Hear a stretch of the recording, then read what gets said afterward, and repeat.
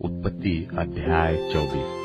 उत्पत्ति अध्याय 24। इसहाक के विवाह का वर्णन। इब्राहिम वृद्ध था और उसकी आयु बहुत थी, और यहोवा ने सब बातों में उसको आशीष दी थी। सो इब्राहिम ने अपने उस दास से, जो उसके घर में पुरनिया और उसकी सारी संपत्ति पर अधिकारी था, कहा, अपना हाथ मेरी जांघ के नीचे रख और मुझसे आकाश और पृथ्वी के परमेश्वर यहोवा की इस विषय में शपथ खा कि तू मेरे पुत्र के लिए कनानियों की लड़कियों में से, जिनके बीच में मैं रहता हूँ, किसी को न ले आएगा, परंतु तू मेरे देश में मेरे ही कुटुंबियों के पास जाकर मेरे पुत्र इसहाक के लिए एक पत्नी ले आएगा।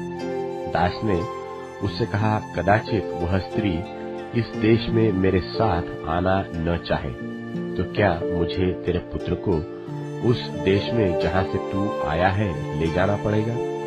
इब्राहिम ने उससे कहा, चौकस रह, मेरे पुत्र को वहाँ कभी न ले जाना। स्वर्ग का परमेश्वर यहोवा, जिसने मुझे मेरे पिता के घर से और मेरी जन्मभूमि से ले आकर मुझसे शपथ खाकर कहा कि मैं यह देश तेरे वंश को दूंगा, वही अपना दूत तेरे आगे आगे भेजेगा कि तू मेरे पुत्र के लिए वहाँ से एक स्त्री ले आए, और यदि वह स्त्री तेरे साथ आना न चाहे, तब तो तू मेरी इस शपथ से छूट जाएगा, पर मेरे पुत्र को वहाँ न ले जाना।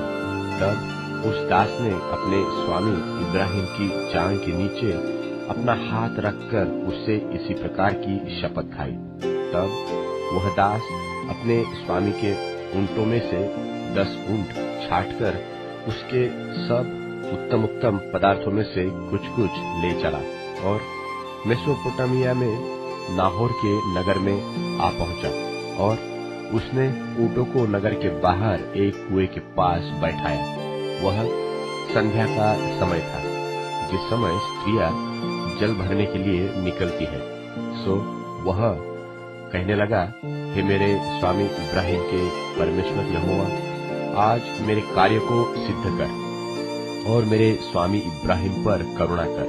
देख, मैं जल के इस सोते के पास खड़ा हूँ, और नगरवासियों की बेटियां जल भरने के लिए निकली आती हैं। सो ऐसा होने दे कि जिस कन्या से मैं कहूँ कि अपना घड़ा मेरी ओर झुका कि मैं पीऊं, और वह कहे कि ले पी ले, पीछे मैं तेरे ऊंटों को भी पिलाऊंगी, सो वही हो जिसे तूने अपने दास इसहाक के लिए ठहराया हो। इस रीति से मैं जान लूंगा कि तूने मेरे स्वामी पर करुणा की है। और ऐसा हुआ कि जब वह कह ही रहा था कि रिबका, जो इब्राहिम के भाई नाहोर के जन्माए मिल्का के पुत्र बतूएल की बेटी थी, वह कंधे पर घड़ा लिए हुए आई। वह अति सुंदर और कुमारी थी, और किसी पुरुष का मुंह न देखा था। वह कुएं में सोते के पास उतर गई और अपना घड़ा भर के फिर ऊपर आई। तब वह दास उससे भेंट करने को दौड़ा और कहा, अपने घड़े में से थोड़ा पानी मुझे पिला दे। उसने कहा, हे मेरे प्रभु, ले पी ले। और उसने फुर्ती से घड़ा उतारकर हाथ में ले लिया और उसको पिला दिया। जब वह उसको पिला चुकी, तब कहा, मैं तेरे ऊंटों के लिए भी तब तक पानी भर भर लाऊंगी जब तक वे पी न चुके। तब वह फुर्ती से अपने घड़े का जल हौदे में उंडेल कर फिर कुएं पर भरने को दौड़ गई, और उसने सब ऊंटों के लिए पानी भर दिया। और वह पुरुष उसकी ओर चुपचाप अचंभे के साथ ताकता हुआ यह सोचता था कि यहोवा ने मेरी यात्रा को सुफल किया है कि नहीं। जब ऊंट पी चुके, तब उस पुरुष ने 8 तोले सोने का एक नथ निकालकर उसको दिया, और 10 तोले सोने के कंगन उसके हाथों में पहना दिए, और पूछा, तू किसकी बेटी है? यह मुझको बता दे। क्या तेरे पिता के घर में हमारे टिकने के लिए स्थान है? उसने उत्तर दिया, मैं तो नाहोर के जन्माए मिल्का के पुत्र बतूएल की बेटी हूँ। फिर उसने उससे कहा, हमारे वहाँ पुआल और चारा बहुत है और टिकने के लिए स्थान भी है। तब उस पुरुष ने सिर झुकाकर यहोवा को दंडवत करके कहा, धन्य है मेरे स्वामी इब्राहिम का परमेश्वर यहोवा कि उसने अपनी करुणा और सच्चाई को मेरे स्वामी पर से हटा नहीं दिया। यहोवा ने मुझको ठीक मार्ग पर चलाकर मेरे स्वामी के भाई बंधुओं के घर पहुंचा दिया है। और उस कन्या ने दौड़कर अपनी माता के घर में यह सारा वृत्तांत कह सुनाया। तब लाबान जो रिबका का भाई था सो बाहर कुएं के निकट उस पुरुष के पास दौड़ा गया। और ऐसा हुआ कि जब उसने वह नथ और अपनी बहन रिबका के हाथों में वे कंगन भी देखे और उसकी यह बात भी सुनी कि उस पुरुष ने मुझसे ऐसी बातें कही, तब वह उस पुरुष के पास गया और क्या देखा कि वह सोते के निकट ऊंटों के पास खड़ा है। उसने कहा, हे यहोवा की ओर से धन्य पुरुष, भीतर आ। तू क्यों बाहर खड़ा है? मैंने घर को और ऊंटों के लिए भी स्थान तैयार किया है। और वह पुरुष घर में गया और लाबान ने ऊंटों की आठियां खोलकर पुआल और चारा दिया और उसके संगी जनों के पांव धोने को जल दिया। तब इब्राहिम के दास के आगे जलपान के लिए कुछ रखा गया, पर उसने कहा, मैं जब तक अपना प्रयोजन न कहूं तब तक कुछ न खाऊंगा। लाबान ने कहा, कह दे। तब उसने कहा, मैं तो इब्राहिम का दास हूँ और यहोवा ने मेरे स्वामी को बड़ी आशीष दी है, सो वह महान पुरुष हो गया है। और उसने उसको भेड़ बकरी, गाय बैल, सोना रूपा, दास दासिया, ऊंट और गधे दिए हैं। और मेरे स्वामी की पत्नी सारा के बुढ़ापे में उसने एक पुत्र उत्पन्न हुआ है और उस पुत्र को इब्राहिम ने अपना सब कुछ दे दिया है। और मेरे स्वामी ने मुझे यह शपथ खिलाई कि मैं उसके पुत्र के लिए कनानियों की लड़कियों में से जिनके देश में वह रहता है कोई स्त्री न ले आऊंगा। मैं उसके पिता के घर और कुल के लोगों के पास जाकर उसके पुत्र के लिए एक स्त्री ले आऊंगा। तब मैंने अपने स्वामी से कहा, कदाचित वह स्त्री मेरे पीछे न आए।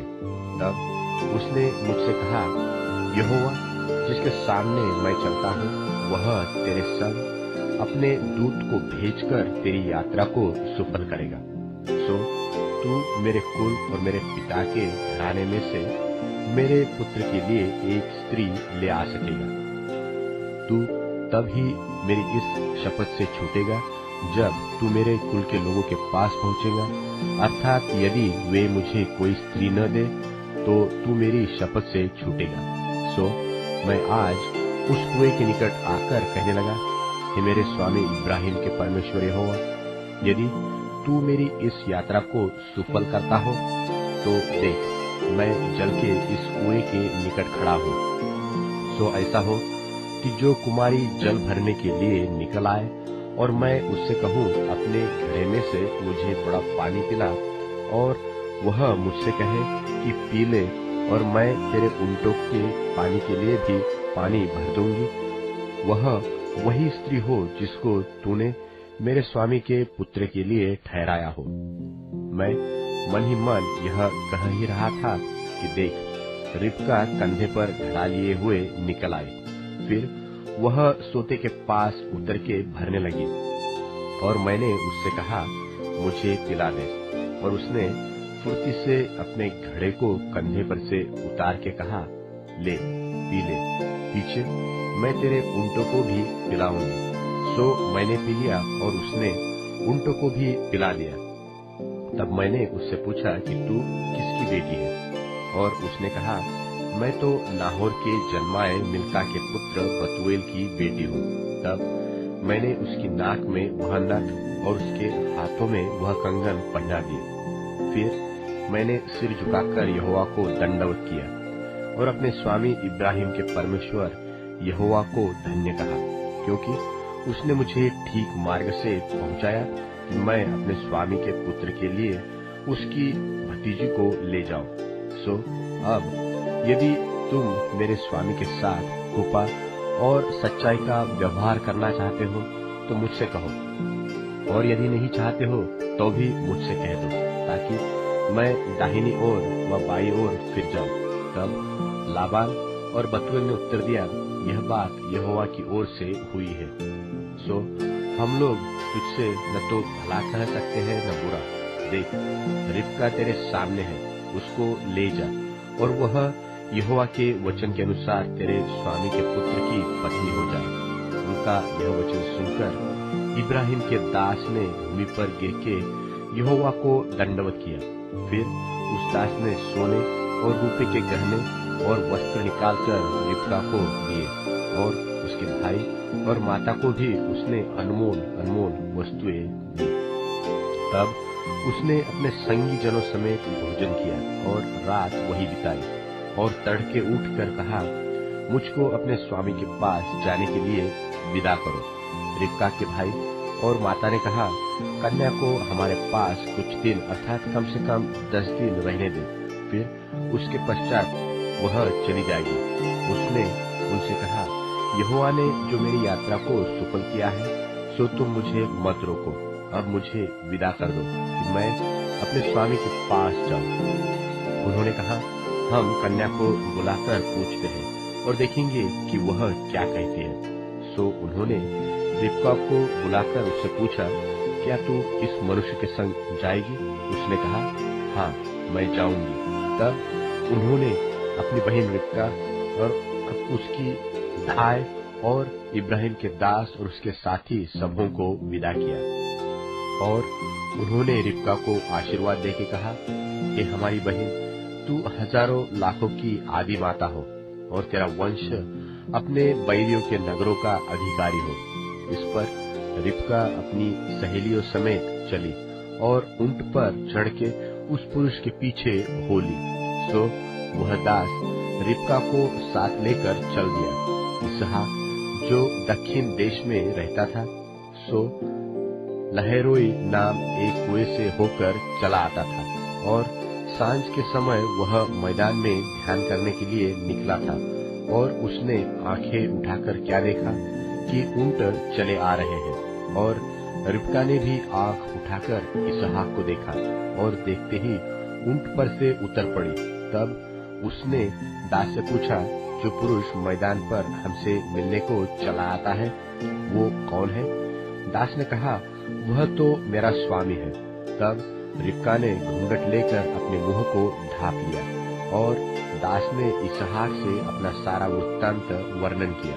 तब इसहाक रिबका को अपनी माता सारा के तंबू में ले आया, और उसको ब्याह कर उससे प्रेम किया, और इसहाक को माता की मृत्यु के पश्चात शांति हुई।